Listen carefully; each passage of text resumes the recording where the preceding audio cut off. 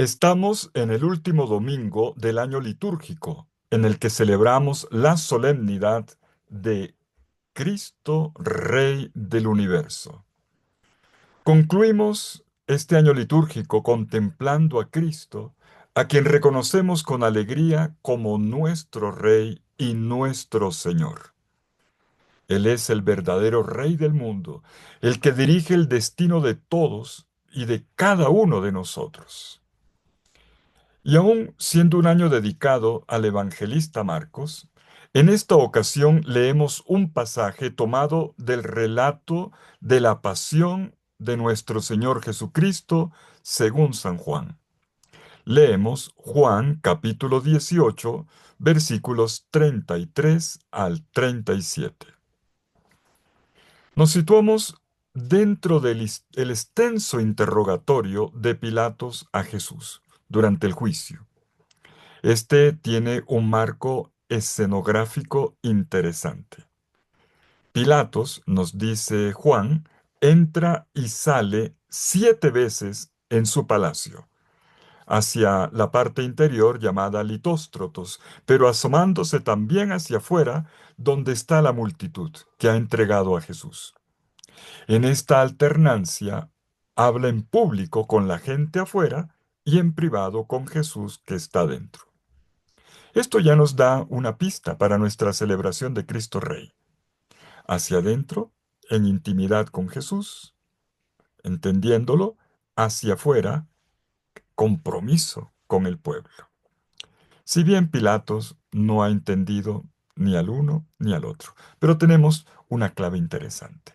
En el cuadrito en el que nos detenemos ahora, Pilatos, ya en la parte interior de su palacio, le pregunta a Jesús si él es el rey de los judíos. O sea, ¿de qué tipo de rey eres tú? Y tenemos entonces un contraste de modelos sobre lo que significa ser rey. Pilato razona con un criterio claramente político. Tiene miedo de que este prisionero, que le ha sido entregado por parte de las autoridades judías, sea un pretendiente al trono, un revolucionario político. Jesús, en cambio, razona poniéndose en otro nivel. Sí, soy rey, pero de otro tipo. Mi reino no es de este mundo.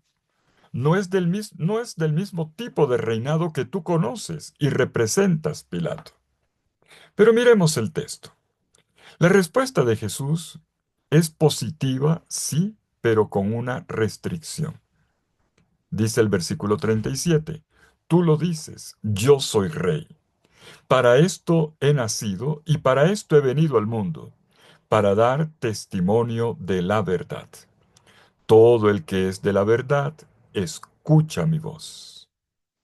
Y Jesús explica que su realeza no es de la misma naturaleza que la terrena, porque Él proviene de Dios. Su realeza consiste en, atención, dar testimonio de la verdad.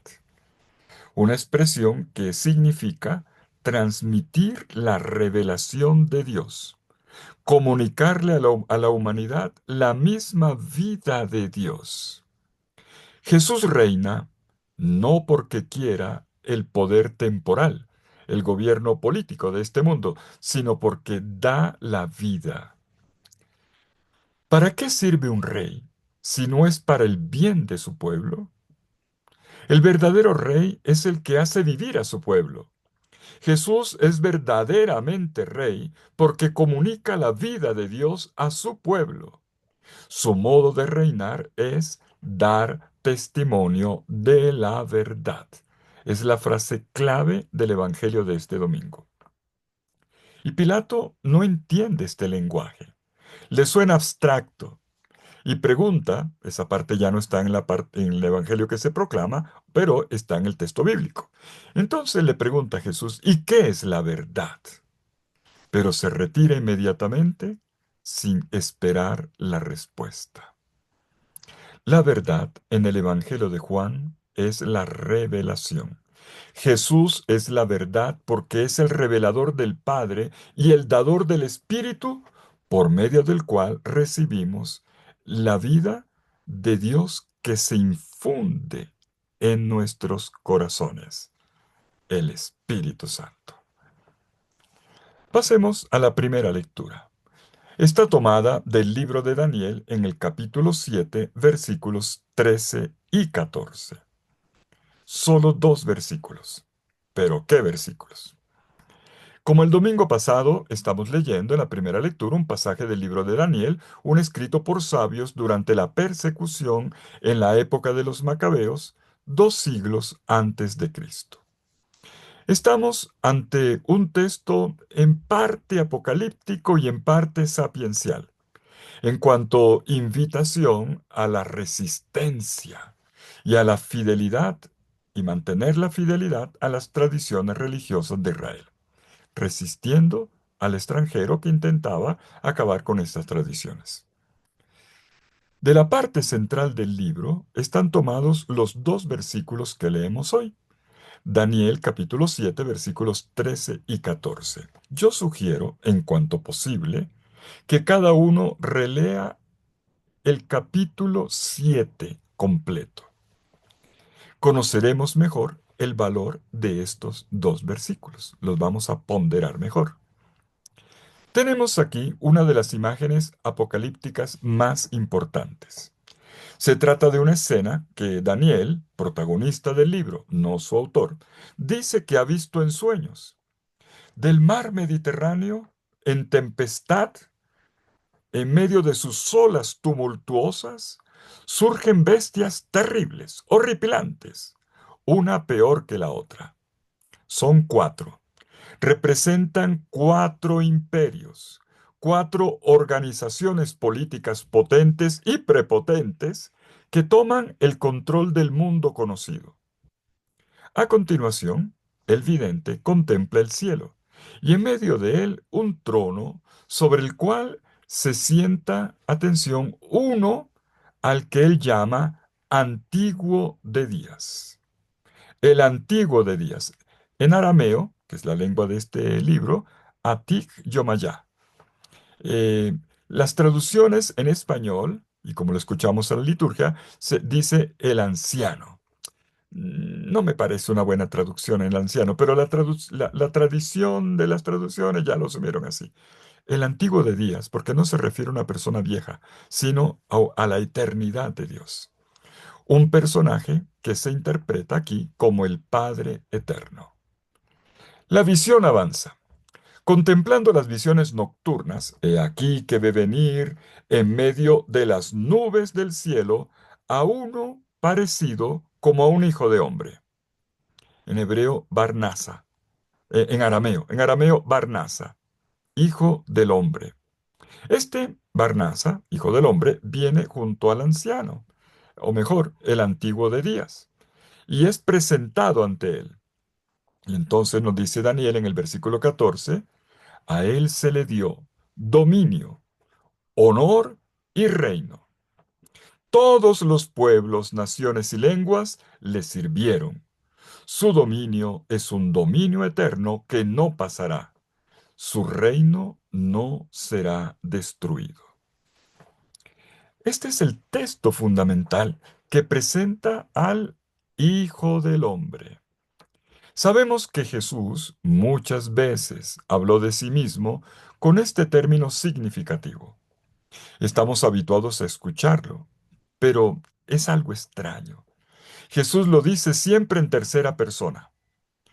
La expresión hijo del hombre aquí no es idéntica a la típica fórmula semítica que utiliza, por ejemplo, el profeta Ezequiel, para el cual hijo del hombre es un ser humano en cuanto limitado, débil. Hijo del hombre, según Ezequiel, es hombre. En cambio, aquí, en Daniel, tiene otra connotación más específica y más elevada. El término adoptado por Jesús es este, técnico. ¿Cómo entenderlo?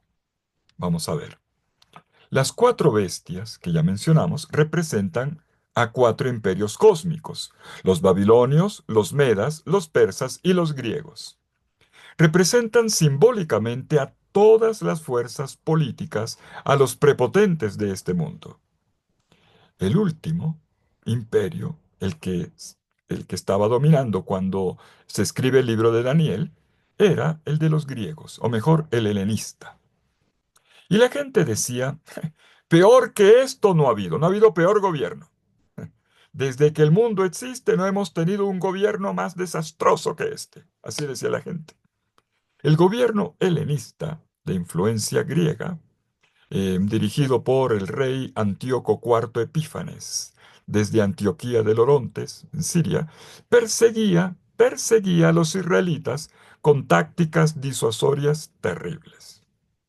Pues bien, frente a estos poderes humanos bestiales, se contrapone uno semejante a un hijo del hombre. Es la otra cara de la moneda. Es la fuerza entendida como la autoridad de Dios. Pero una autoridad no como la imperial. Es una autoridad diferente. Es buena, es positiva, que no destruye, sino más bien construye, que hace vivir. El Hijo del Hombre es la imagen humana positiva que se contrapone a la imagen bestial. Y hay un detalle importante. El Hijo del Hombre, atención, es un ser celestial. Dice el texto, viene entre las nubes del cielo. No es uno de la tierra, no es un humano promovido, no, viene del cielo. Viene y es presentado donde el antiguo de Días, ¿se acuerdan? El antiguo de Días, y éste le entrega un reino que no tendrá fin. Vuelvo y leo el versículo 14. A él se le dio dominio, honor y reino, y todos los pueblos, naciones y lenguas le sirvieron. Su dominio es un dominio eterno que no pasará y su reino no será destruido. Cuando en los evangelios Jesús hablaba de sí como Hijo del Hombre, estaba aludiendo a este personaje celestial que pertenece a este mundo superior al cual Dios, el antiguo de días, le ha dado el reino, el poder y la gloria, y ha prometido un reino eterno. Con todo y esto, el Hijo del Hombre es el siervo sufriente. Esta fue la parte dura que los discípulos tuvieron que aprender, y con mucha dificultad. Jesús es el Hijo del Hombre glorioso, sí, pero que pasa por el sufrimiento, la cruz y la muerte. Jesús no retuvo para sí el título del poder político terreno. El de Jesús no es tanto el título político de Mesías como rey terreno. Jesús adopta el título de Hijo del Hombre para decir, soy un ser celestial, una realidad que ustedes no consiguen entender ni imaginar. Y esta figura gloriosa, enviada del cielo para la salvación, reina muriendo, sirviendo. Por eso el trono de Cristo Rey no es un trono de oro en un palacio de mármol, es la Santa Cruz. Ese es su trono. Él manda sí, pero dando su propia vida, porque el suyo es un amor hasta el extremo. Así es como Él reina. En el relato de la Anunciación a María, el arcángel San Gabriel anunciará, y su reino no tendrá fin. Lucas 1:33. Se anuncia un hijo que será rey, sí, descendiente de David, sí, pero no idéntico en todo a David, porque tendrá un reinado eterno. Además, porque Él es el Hijo del Hombre, el que tendrá un reinado eterno, que viene del cielo y conduce al cielo. Veamos ahora el Salmo responsorial, que está tomado del Salmo 93 en la Biblia, 92 en la liturgia. En sintonía con esta fiesta cristiana de Cristo Rey, oramos con uno de los salmos hebreos que celebran a Dios como Rey. Es el Salmo 93. Tanto al pueblo hebreo como a nosotros los cristianos, nos anima la esperanza de ver la realización del día del Señor. En este Salmo 93, la proclamación de Dios como Rey se inspira en el ritual que se llevaba a cabo el día de la coronación de un nuevo rey en Israel. La escena tiene lugar en la sala del trono. En ese día solemne, el rey es revestido con el manto real y es sentado en su trono. Y una vez que ha hecho el juramento, toma posesión del palacio real.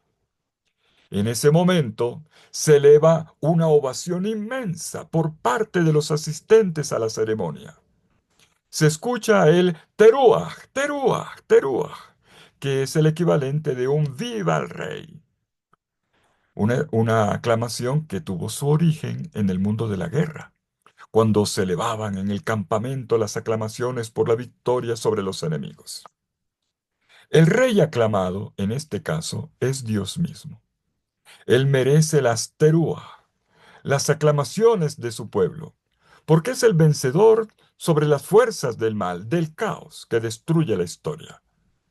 Por eso el himno comienza con la ovación, la aclamación, el Señor es Rey. Yahvé Malach, Adonai Malach, Adonai Malach. Aparece entonces con su ornamento, revestido de majestad. El Señor reina vestido de majestad.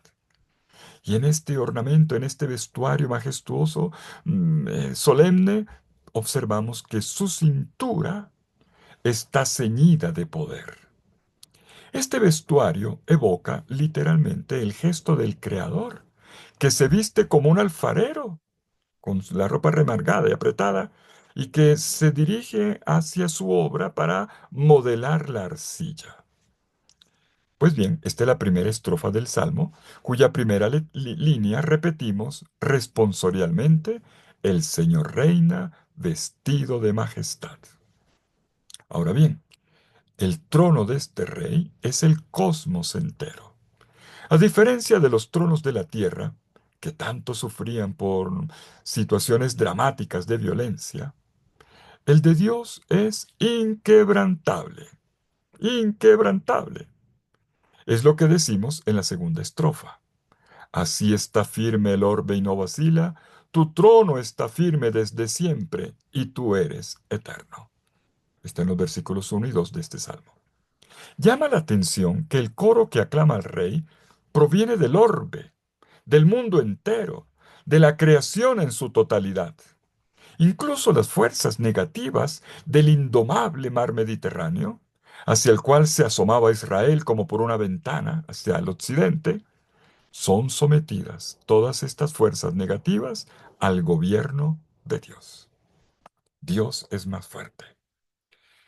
Pero hay que poner atención al tipo de gobierno de Dios.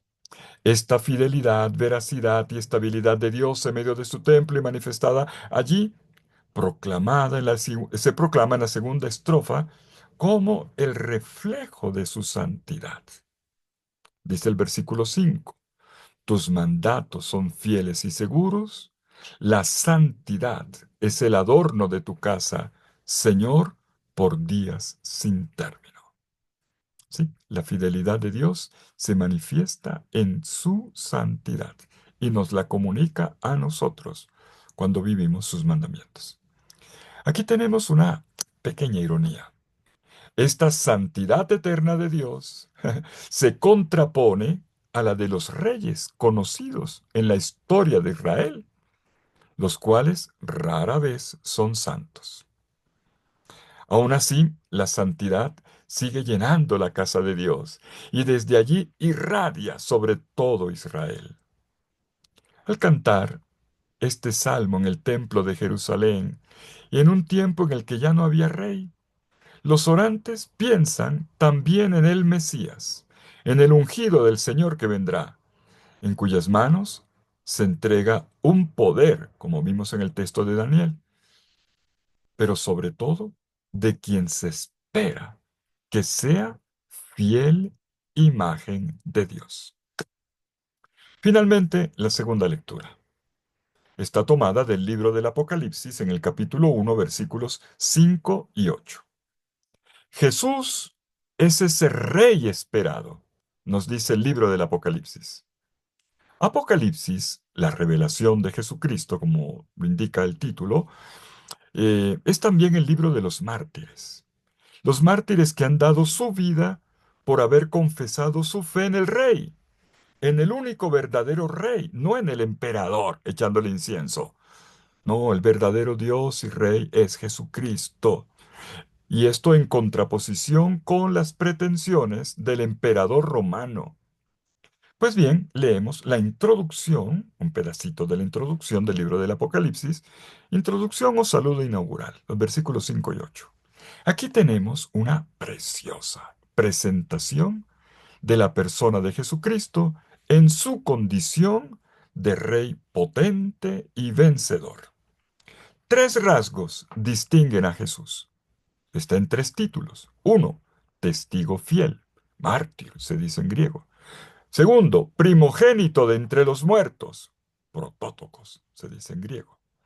Y tercero, soberano de los reyes de la tierra, arjón, soberano, que algunas traducciones colocan príncipe de los reyes de la tierra.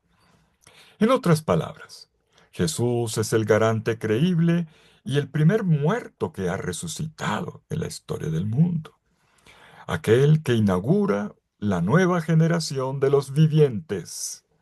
Por su misterio pascual, ha sido constituido y es actualmente el príncipe, o mejor, el soberano de todos los reyes de la tierra. Como tal, él le comunica a la comunidad salvada su misma realeza. Aquí está el compromiso cristiano. Prolongar la realeza de Cristo comprometiéndonos con el hermano, amándolo y dando la vida por él. Jesucristo la comunica como redimiendo con su preciosísima sangre, sangre derramada en la cruz, y haciendo de la comunidad una comunidad de santidad. De hecho, es lo que enseguida escuchamos en el coro de aclamación de la liturgia del Apocalipsis. La asamblea responde a esta presentación de Jesús. Dice, Él nos ama y nos ha liberado de nuestros pecados con su sangre. Claro, con el sacrificio de su sangre nos ha liberado y nos ha hecho, y ha hecho de nosotros un reino. Más específicamente, un reino de sacerdotes para Dios su Padre. Y la asamblea otra vez responde, en alabanza, adoración del Rey, a Él la gloria y el poder por los siglos de los siglos. Amén. Llegado a este punto, Juan del Apocalipsis nos invita a contemplar ese momento en el que Jesús, con su venida en gloria, viene a instaurar definitivamente su reinado entre nosotros. Dice Juan, miren, miren. Y le aplica a Jesús la imagen del libro de Daniel que leímos en la primera lectura. Miren, el que viene entre las nubes del cielo. Miren al que viene entre las nubes del cielo. Ese que viene entre las nubes del cielo ahora es Jesucristo resucitado. Recordemos que con la expresión Hijo del Hombre, ya lo explicamos, Jesús en el Evangelio hablaba de sí mismo y anunciaba su propia resurrección, habiendo pasado por la cruz. Pues ahora, resucitado, resume en él la historia, toda la historia mundial, desde la A hasta la Z. Por eso él es el Alfa y la Omega, el que era y ha de venir, el Todopoderoso. Pantocrator se dice en griego. En el lenguaje de nuestros hermanos mártires del Apocalipsis, con el mismo lenguaje de ellos, decimos sí, amén. Y lo aclamamos con convicción y alegría. Jesús viene, Jesús está presente. Él viene para hacernos parte de su reino. Es lo que la liturgia cristiana nos pide en cada celebración eucarística. Él viene y se hace presente aquí y ahora en nuestra liturgia como Rey del universo, como Señor de nuestras vidas. Lo repetimos en cada celebración litúrgica. Terminemos. En esta solemnidad, qué bella, de Cristo Rey del universo, Las lecturas dibujan, pintan para nosotros el hermoso rostro del Rey que adoramos, para que, comprendiéndolo, nos abandonemos en sus manos, para que Él dirija nuestro destino y con Él nos comprometamos con este reinado de verdad, de amor y de justicia en la manera nuestra de vivir este mundo, siempre con una fuerte profecía en este mundo en el que vivimos y con el servicio abnegado para que todos tengan vida en abundancia. En definitiva, para Cristo, ¿qué quiere decir reinar? Retomo el Evangelio. Significa dar testimonio de la verdad. Jesús reina revelándonos a Dios, enseñándonos el camino de Dios. Más aún, donándonos la posibilidad de ser como Dios. Revela a Dios porque de Él proviene y porque nos hace vivir comunicándonos la misma vida de Dios. Cerramos así el año litúrgico. El próximo domingo comenzará un nuevo año con el itinerario del Adviento en la espera de la venida del Señor. Estaremos en continuidad precisamente con esta proclamación de hoy. Esperamos el cumplimiento final y definitivo de lo que ha ocurrido. Vivamos en el tiempo la presencia del Hijo del Hombre, cuyo reino no tendrá fin. Feliz domingo de Cristo Rey.